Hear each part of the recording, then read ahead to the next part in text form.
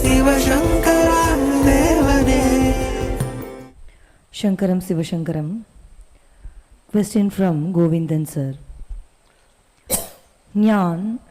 நான் ஞானத்தை தர வந்திருக்கிறேன். அதற்கெல்லாம் தகுதி உடையவர்களாக உங்களை நீங்கள் இன்னும் உருவாக்கி கொள்ளவில்லை. அதுவரை ராமராஜ்யத்தில் இந்த சத்சங்கத்தை உங்களுடைய லௌகீக அபிவிருத்திக்காக நடத்தி கொண்டிருப்பேன். என்றைக்கு உன்னுடைய ஆசைகள் முழுவதையும் விட்டுவிட்டு என்னிடத்தில் நீ வருகிறாயோ அன்றுதான் எனது ஆன்மீகத்தை உன்னால் புரிந்து கொள்ள முடியும். அன்றுதான் என்னால் உனக்கு ஞானத்தையும் தர முடியும். அதுவரை நான் காத்திருப்பேன் என்று அருளுரை ஒன்று தாங்கள் தெரிவித்திருக்கிறீர்கள்.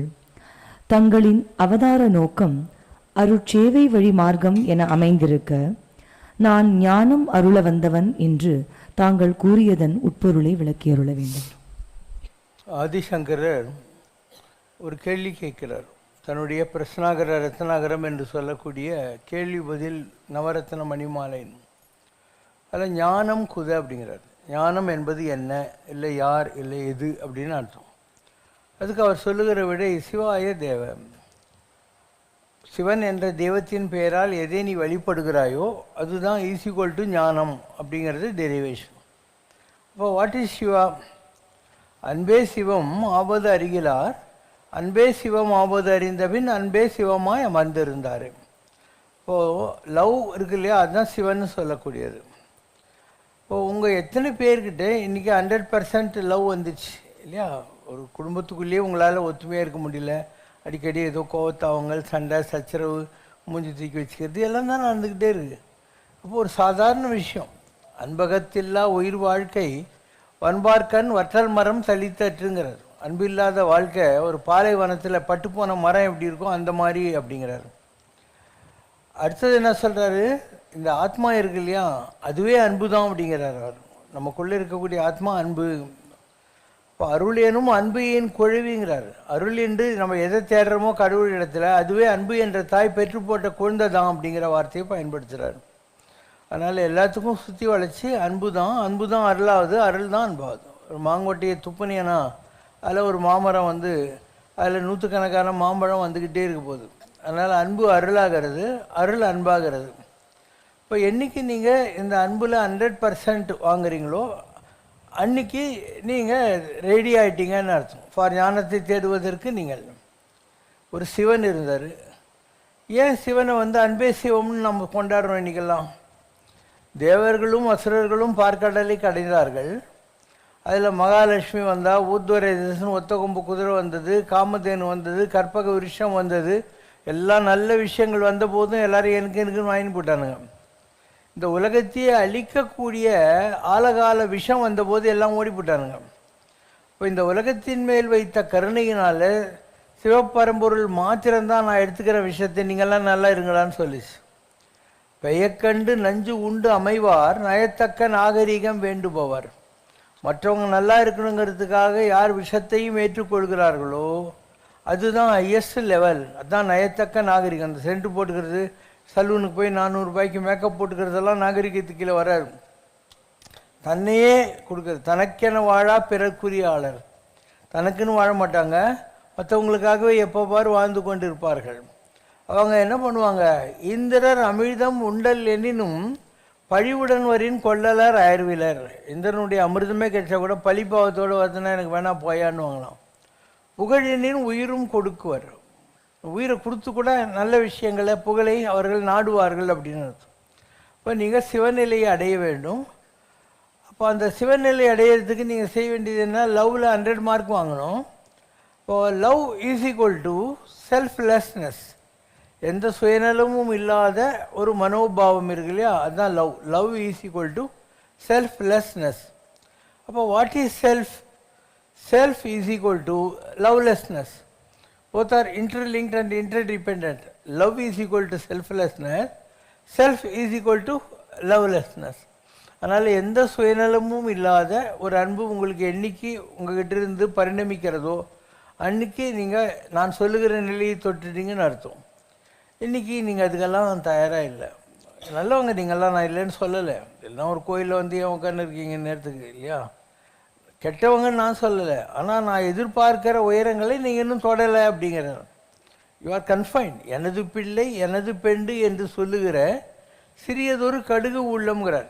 என் வீடு, என் காரு, என் ஸ்கூட்டர், என்னுடைய பொண்டாட்டி, பிள்ளை குட்டிங்க, இதுதான் மேக்சிமம் உங்களால் நினைக்கக்கூடிய ஒரு விஷயம். தொல்லுலக மக்கள் எல்லாம் ஒன்றே என்னும் தாய் உள்ளம் தன்னிலென்றோ இன்பம் இன்பம். உலகத்தில் இருக்கிற எல்லாரும் எனக்கு வேணுன்ற ஸ்பெஷலி கிஃப்டட் ஹார்ட் இருக்கு இல்லையா, அதில் தான் சந்தோஷம் கிடைக்கும் அப்படிங்கிறார். அப்போ இன்பத்துள் இன்பம் விளையான், துன்பத்தில் துன்பம் உருவானில். எந்த சந்தோஷத்தையும் தேடாமல் எவன் ஒருத்தன் கல் மாதிரி ஆகி போயிடுறானோ. சந்தோஷம்ன்றது என்ன, எனக்கு இது வேணுங்கிற ஒரு எண்ணம். அப்போ சந்தோஷமும் வேணாம் துக்கமும் வேணாங்கிற நிலை இருக்கு இல்லையா, அதுதான் ஹையஸ்ட் லெவல். உற்ற நோய் நோன்றல்னா அதுதான். உயிருக்கு உருகன் செய்யாமன்னா நம்மளால் முடிஞ்சால் 4 பேருக்கு நல்லது இல்லை கெட்டது பண்ணாமல் இருக்கிறது. அற்றே தவத்திற்கு ஒரு தவம்ன்றது நீ காட்டுக்கு போக தேவையில்லை.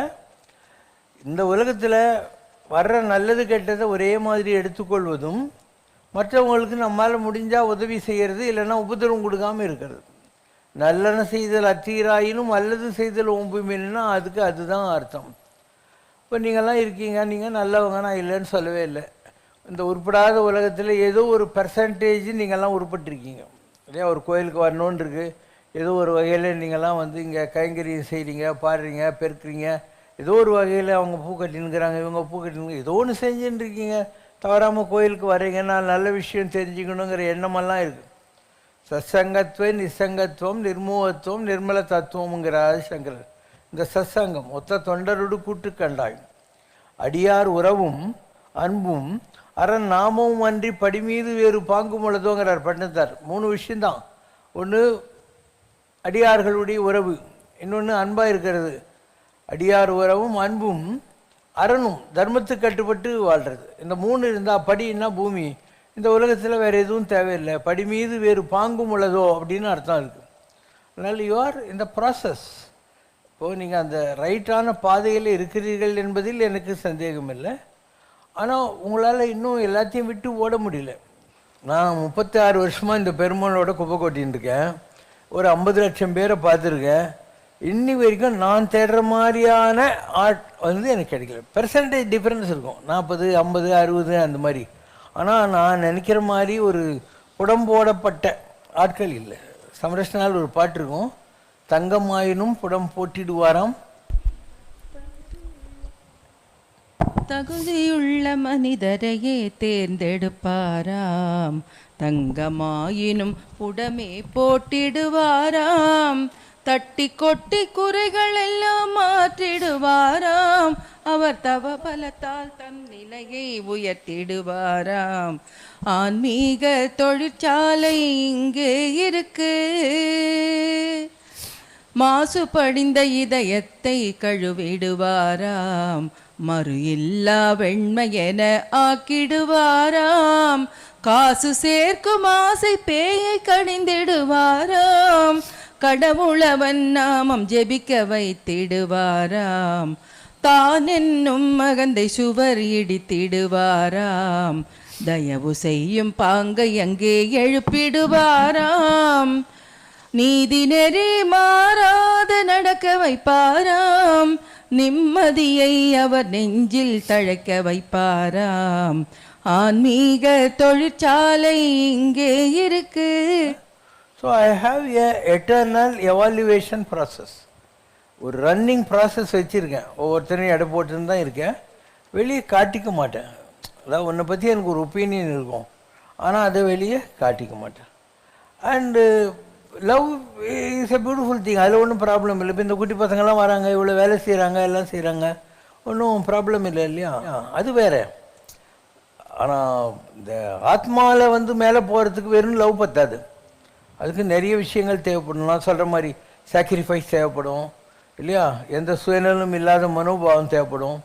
எந்த வேலை செஞ்சாலும் இதை விட அழகாக யாரும் செய்ய முடியாதுன்ற மாதிரி செய்யணும். அதுதான் யோகா. யோகம்ன்றது ஏனோ தானோ கிடையாது. நீ பெருக்குனா அதை விட சூப்பராக யாரும் பெருக்கக்கூடாது. அண்டு எந்த ஒரு சாமியாரும் மடாதிபதியாக இருந்தாலும் அவன் வந்து ஒரு சின்ன செல்ஃப் சென்டர்டு குரூப் வச்சுருப்பான். இங்கே அந்த மாதிரிலாம் யாருமே பண்ண முடியாது. எல்லாருக்கும் ஒரே ட்ரீட்மெண்ட்டு. குட்டி பசங்கள்லாம் இருக்காங்க, எல்லாரையும் ஒரே மாதிரி தான் நம்ம நடத்துவோம். அதாவது எத்துணையும் பேதம் வராதுங்கிற மாதிரி யாருக்கிட்டையும் பார்ஷியாலிட்டி கிடையாது. அண்டு இதை பூராவும் நான் ரொம்ப எஃபர்ட்லெஸ்ஸாக பண்ணுறேன்.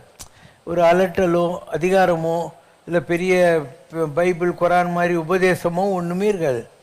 ஜாலியாக அடிச்சுட்டு போயிட்டே இருப்போம். ரெஸ்பெக்ட்ன்றது ஒரு சீட்டு கட்டு மாதிரி. ஏதோ ஒரு காரணத்துக்காக நீ என்னை ரெஸ்பெக்ட் கொடுக்குற, நாளைக்கு ஏதோ ஒரு காரணம் உனக்கு புரியாமல் போச்சுனாக்கா இந்த ஆள் ராங்குன்னு நீ நினச்சின்னு போயிருந்துருவேன் இல்லையா? பனைமரத்தடியில் உட்காந்து அவன் பால் தான் குடிக்கிறான், நீ பனங்கள்னு நினச்சா நான் என்ன பண்ணுறது? So you won't be able to understand a Mahatma. அவன் என்ன, எதுக்கு பேசுகிறான், எப்படி நடந்துக்கிறான், இதெல்லாம் ஒரு பாமர நிலையில் மக்களுக்கு புரியறதுக்கான வாய்ப்புகளே கிடையாது. நான் எதுக்காக ஒரு சாமியார் மாதிரி ஜடாமுடி வளர்த்துன்னு காவி கட்டின்னு கையில் ஒரு வாத்தோட்டுற குச்செல்லாம் வச்சுக்கிட்டு நான் ஏன் ஒன்று ஏமாத்தணும்? இப்படி தான் இருக்கேன். நம்பனா நம்ப கட்டிப்போம். துறவார் துறந்தார் போர் நடிப்பார் வஞ்சித்து வாழ்வாரின் வன்கணாளர் இல்லைங்கிறார். அவன் எதையும் திறக்கலை, திறந்த மாதிரி நடிச்சுட்டு இருக்கான். இந்த மாதிரி ஒரு ஃப்ராடு உலகத்தில் இல்லவே இல்லை அப்படின்னு திருவள்ளுவர் சொல்கிறார். துறவார் துறந்தார் போல் நடிப்பார் வஞ்சித்து வாழ்வாரின் வன்கணாளர் இல்லை. இப்படி எல்லாத்துக்கும் காரண காரியங்களுக்கு மழித்தலும் நீட்டலும் வேண்டாம், உலகம் பழித்தது ஒழித்து விடு.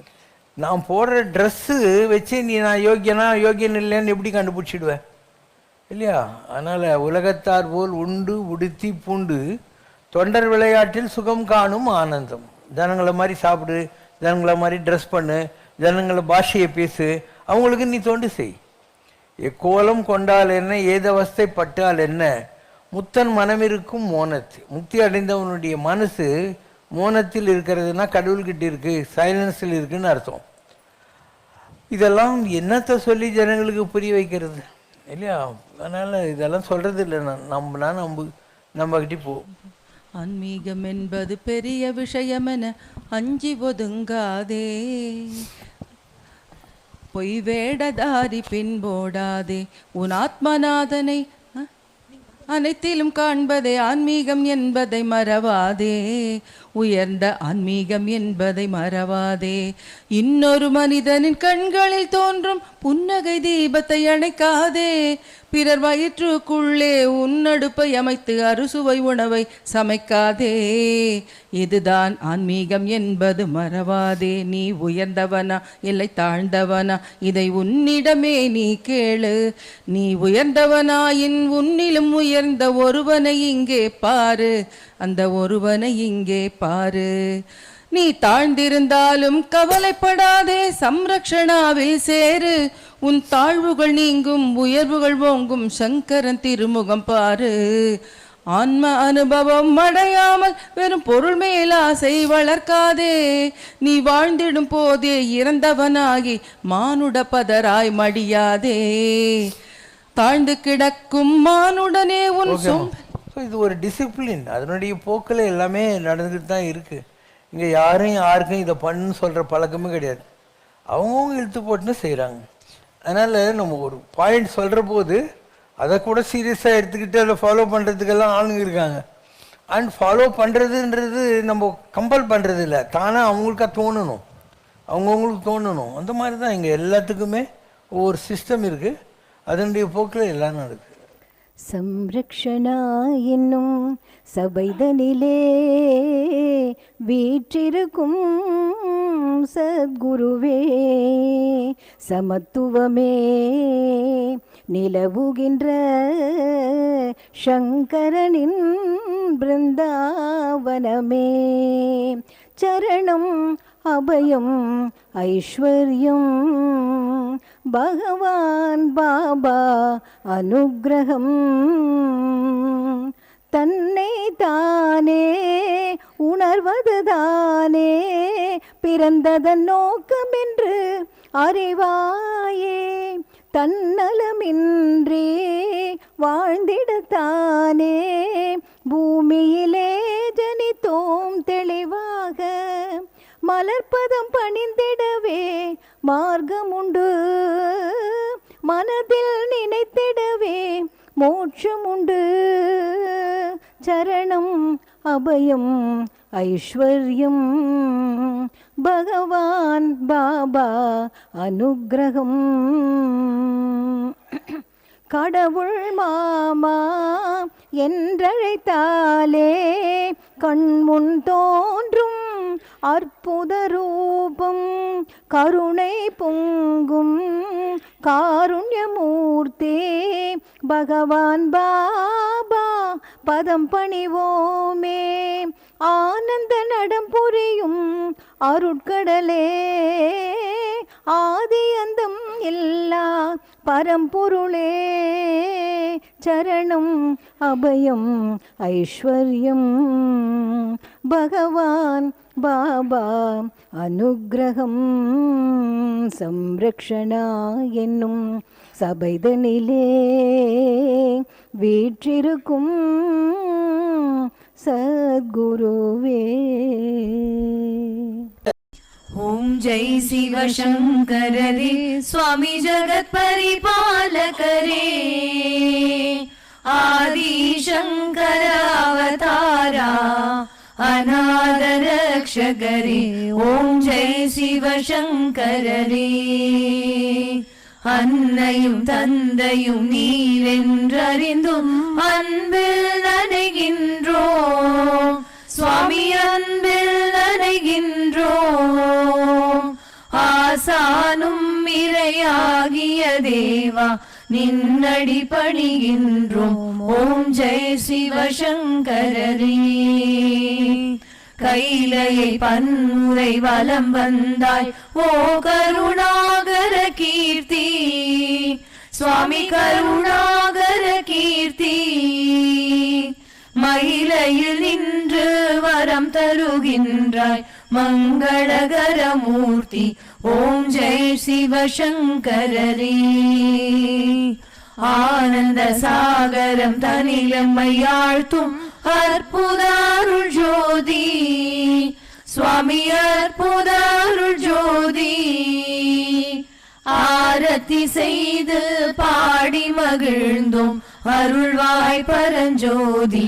ஓம் ஜெய் சிவசங்கரரே அம்மையோடு அப்பனென வந்தவர்க்கு மங்களம் ஆசானும் தெய்வமுமாயானவர்க்கு மங்களம். இத்தரை துயர்கள் எல்லாம் தீர்ப்பவர்க்கு மங்களம். ஈஸ்வராவதார சிவசங்கரர்க்கு மங்களம்.